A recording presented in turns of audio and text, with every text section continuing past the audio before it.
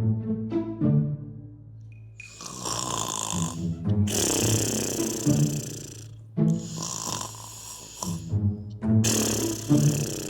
यार, ये पापा इतना जोर जोर से खर्राटे क्यों लेते हैं?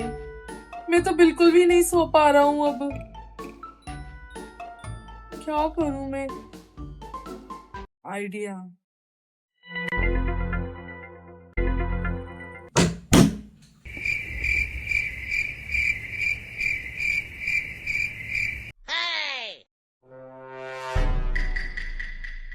हाँ, अब बंद हो गए खर्राटे।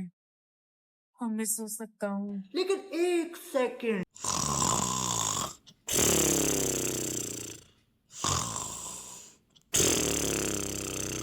अरे यार, पापा तो फिर से शुरू हो गए।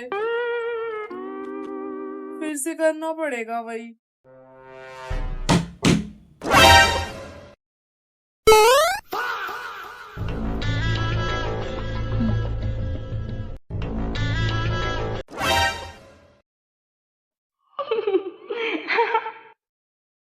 मुझे तो लगा मैं पकड़ा ही जाऊंगा। सो जाता हूँ। A few moments later.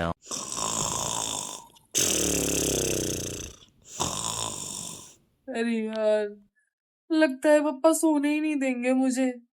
इस बार ज्यादा जोर से आवाज करता हूँ।